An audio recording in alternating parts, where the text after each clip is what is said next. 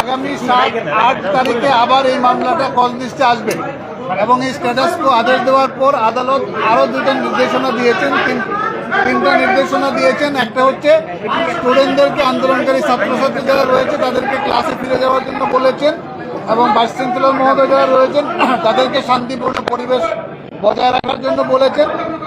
আর আন্দোলনকারী শিক্ষার্থীরা এই সিটি যখন হিয়ারিং হবে তারাও আইনজীবীর মাধ্যমে অংশগ্রহণ করতে পারবে।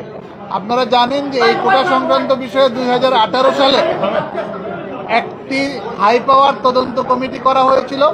হাই পাওয়ার তদন্ত কমিটির মাধ্যমে 2018 সালে কোটা পদ্ধতি বাতিল করা হয়েছিল এবং সেই কোটা পদ্ধতি বাতিলের বিরুদ্ধে মুক্তিযোদ্ধার যারা সন্তান ছিলেন তারা এসে এই মামলাটা রিট পিটিশন দায়ের করেছিলেন।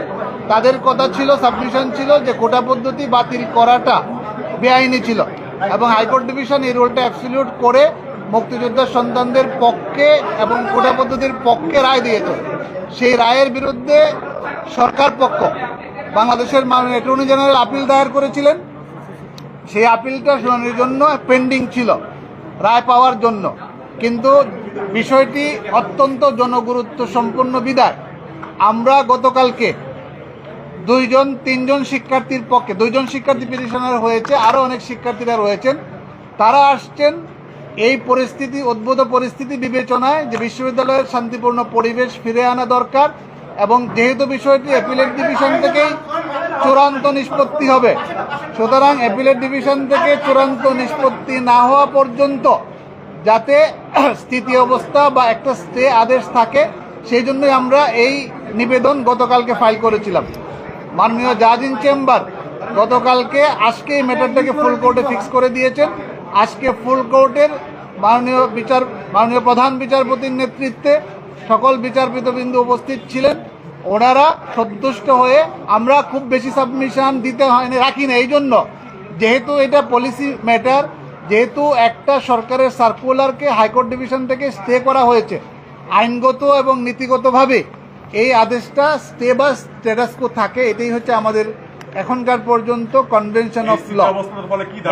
এই স্থিতি অবস্থার পরে দাঁড়ালো হাইকোর্টের জাজমেন্টও স্থগিত থাকবে এবং যে প্রজ্ঞাপনটা বাতিল করা হয়েছে সেই প্রজ্ঞাপনটাও স্থগিত থাকবে, বাতিল থাকবে। তার মানে হচ্ছে 18 সাল থেকে যেভাবে নিয়োগ প্রক্রিয়া চলে আসছিল সেই নিয়োগ প্রক্রিয়া চলতে থাকবে। আন্দোলনকারীদের ব্যাপারে কি বললো? আন্দোলনকারীদের ব্যাপারে আদালত বলেছেন তাদেরকে ঘরে ক্লাসে ফিরে যাওয়ার জন্য, শান্তিপূর্ণ ব্যবস্থা বজায় রাখার জন্য, ভাইস চ্যান্সেলরদেরকে বলেছেন শান্তিপূর্ণ পরিবেশ বজায় রাখা। আন্দোলনকে তারা সঠিক করেছে না বেঠিক করেছে এই বিষয়ে কিছু মন্তব্য করেছে। যে আদালতের হাইকোর্টের রায় তিনি বিবেচনা করবে কেবলমাত্র সর্বোচ্চ আদালত, এই বিষয়টি যদি বলতে। এটা তো সবাই আপনারা জানেন, আপনারা যেহেতু সুপ্রিম কোর্ট বিট করেন, সকল সাংবাদিক বন্ধুরা জানেন যে হাইকোর্ট ডিভিশনের যে কোনো রায়ের বিরুদ্ধে অ্যাপিলেট ডিভিশনে যাওয়ার অধিকার সবারই রয়েছে এবং যারা এই মামলার পক্ষে রায় পেয়েছেন তাদেরকেও কিন্তু চূড়ান্ত ফয়সালা অ্যাপিলেট ডিভিশন থেকেই নিতে হবে।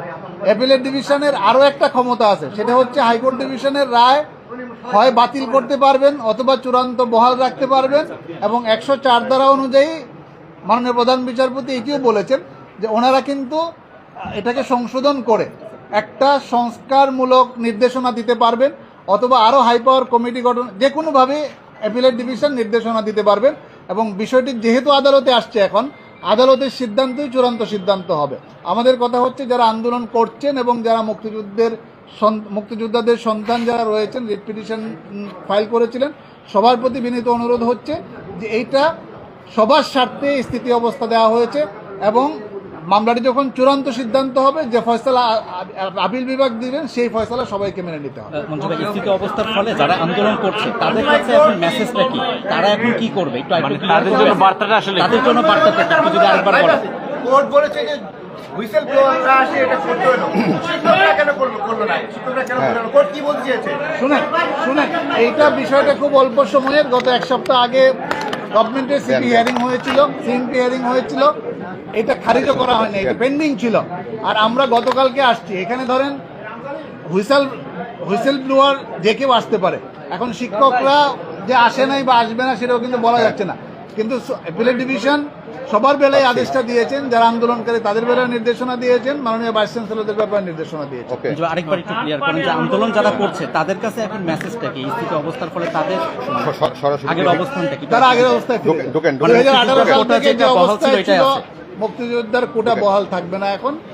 2018 সাল থেকে যে অবস্থায় ছিল সেই অবস্থা থাকবে প্রজ্ঞাপনের পর থেকে। প্রজ্ঞাপনের পর থেকে। মানে পরিপত্রতে ছিল যে মেধাবীদেরকে নিয়োগ দিতে হবে, কোনো মুক্তিযোদ্ধার কোটা থাকবে না, সেই অবস্থায় আছে। অ্যাডভোকেট শাহ মঞ্জু ভাই, মঞ্জুরুল হক। মুক্তিযোদ্ধাদের কোটা না মেধার ভিত্তিতে অর্ডারটা সেল এক্সপ্লেনেটরি, এই ব্যাপারে আর আমি কিছু বলতে চাচ্ছি না। 18 সাল থেকে বাতিল যেভাবে ছিল বাতিল থাকবে। শাহ মঞ্জুরুল হক। চলে গেছে